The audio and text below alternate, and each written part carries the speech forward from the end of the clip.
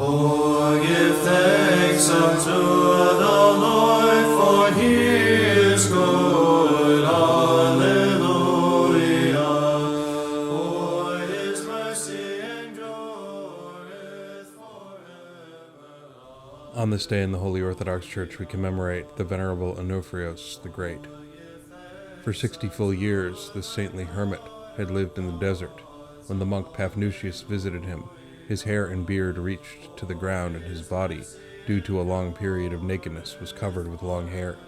All the hairs on him were as white as snow, and his entire appearance glistened, sublime and awesome.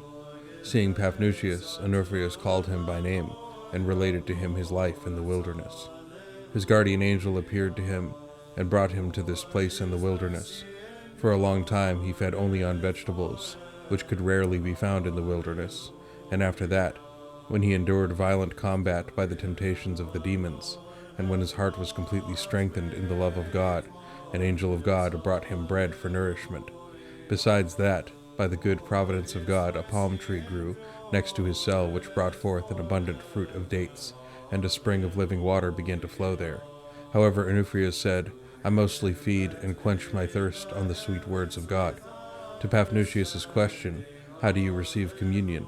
the hermit answered that an angel of God brings him Holy Communion every Saturday and communicates him. The next day the elder said to Paphnutius that this is the day of his departure from this world. He knelt on his knees, prayed to God, and gave up his spirit to God. At that moment Paphnutius saw a heavenly light as it illumined the body of the deceased saint, and heard the singing of angelic hosts.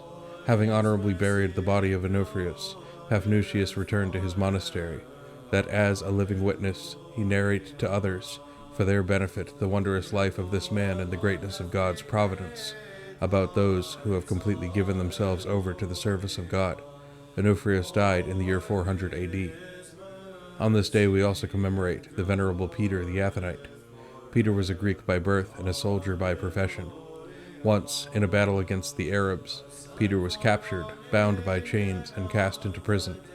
Peter remained imprisoned for a long time in the town of Samara on the Euphrates River, and he constantly prayed that God free him from prison and take him to some wilderness, where he would dedicate himself completely to a life of prayerful asceticism. Saint Simeon, the receiver of God, with Saint Nicholas, appeared to him in prison, touched his iron chains with his staff, and they melted like wax, and Peter suddenly found himself in a field outside the town. He immediately set out for Rome, where he was tonsured a monk by the Pope himself at the tomb of St. Peter. After this, he again departed by boat for East. The all-holy birth-giver of God along with St. Nicholas appeared to him in a dream, and the birth-giver of God said to St. Nicholas that she designated Mount Athos for a life of asceticism for Peter. Up to this time, Peter had never heard of the holy Mount Athos. Disembarking, therefore, on the holy mountain, Peter settled in a cave where he remained for 53 years in difficult mortifications, in a struggle with hunger and thirst, with heat and cold, and mostly with the powers of the demons, until he overcame all with the help of God. After he endured the first temptations and successfully passed the first difficult tests before God, an angel of God began to bring him bread every 40 days. On several occasions, the tempting devil appeared to him under the guise of an angel of light, but Peter repelled him with the sign of the cross in the name of the all-holy birth-giver of God. About a year before his death, he was discovered by a deer hunter around Athos, and from the mouth of the saint heard his life story. He died in the year 734 AD. His relics were translated to Macedonia. On this day we also commemorate Venerable Timothy, the Egyptian hermit. Timothy first lived a life of asceticism in Thebaid, and then withdrew into the wilderness, where he lived for 30 years. Pleasing God, he died peacefully. On this day we also commemorate the Venerable Bassian and Jonah. Bassian and Jonah were monks of the Solovets monastery. They drowned and were washed ashore in the year 1651 AD. Over their graves a sign appeared, and because of that a church was built. Later on, Petrominsk Monastery was established there. Once, when Emperor Peter the Great was saved from a tempest, he remained there for 3 days, and made a cross and implanted it on the shore.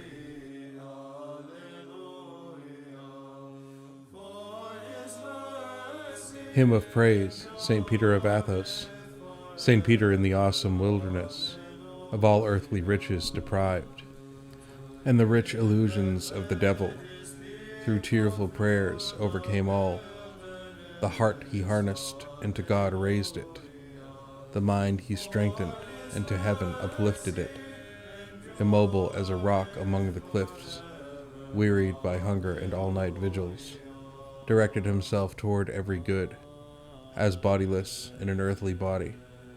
On Mount Athos, half a century, in prayer speaks only with God. From age he turned as white as snow. Neither man he saw, neither wanted he to. To him God revealed the window of heaven. Countless miracles Peter saw, the Mother of God, God's angels, and the all-wonderful saints of God. To him the Lord an angel sent, to him gave Holy Communion from heaven, until a spiritual giant Peter of himself created, as a certain city on a high mountain, to be a teacher throughout the ages. To the holy monks, a wonderful example. Reflection. Great and wonderful is the mystery of Holy Communion. Even the anchorites and hermits craved for nothing else as much as to be given the possibility to receive Holy Communion. St. Mary the Egyptian begged St. Zosimus to bring her the holy mystery on the Jordan and to communicate her. Returning from visiting St. Onofrios, Venerable Paphnutius found a humble community of 4 young ascetics in the desert. When Paphnutius asked them whether and how do you receive Holy Communion, they replied that an angel of God visits them every Saturday and Sunday and administers them Holy Communion. Paphnutius remained until the first following Saturday and was personally convinced. When Saturday dawned, the entire community was filled with an indescribable, wonderful fragrance, and while they were at prayer, an angel of God in the form of a handsome young man, as bright as lightning, appeared with the all-pure mysteries. Paphnutius became frightened and out of fear fell to the ground. But they raised him up and brought him to the angel, that he along with them received communion from the hand of the angel. According to his own testimony, St. Onofrius received Holy Communion from the hand of an angel, as did many other authorities and hermits. Therefore it is completely erroneous to think that solitaries and hermits did not receive Holy Communion. God, who provided for their bodily nourishment, did not leave them without the life-giving nourishment of the body and blood of Christ the Lord. Contemplation. To contemplate the miraculous multiplying of the bread in the wilderness. And when it was evening, his disciples came to him, saying, This is a desert place, and the time is not past. Send the multitude away, that they may go into the villages, and buy themselves victuals. How the Lord fed 5,000 people with 5 blessed loaves. How he is that living bread, who alone can miraculously feed my hungry soul, which the whole of the rest of the world together cannot feed.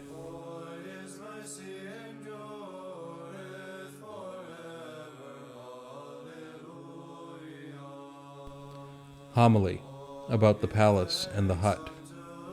The house of the wicked shall be overthrown, but the hut of the righteous shall flourish.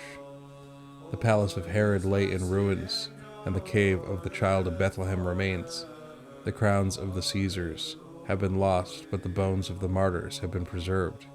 The places of the pagan kings have been transformed into piles of stone and dust, but the caves of the ascetics have grown into most beautiful churches. The golden idols have been scattered into nothing, and the chains of the Apostle Peter are preserved as a holy relic.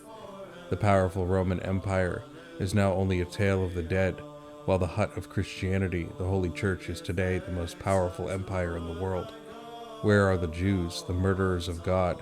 They are dispersed throughout the world. Where are the powerful Romans? In the grave. Where is the power of bloody Nero? Where is the power of the evil Diocletian and the depraved Maximian? Where is the success of Julian the Apostate?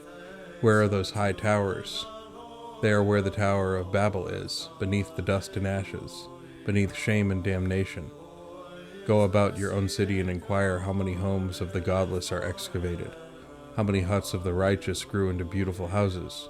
Brethren, heaven and earth are founded on justice, on God's steadfast justice. That is why every pagan creation is as arrogant air bubbles, which burst and are trampled on by passers-by.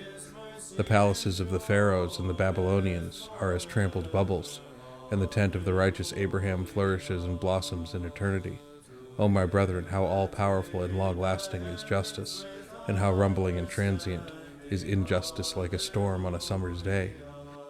O righteous Lord, how magnificent and consistent are you in the exercising of your justice. To you be glory and thanks always. Amen.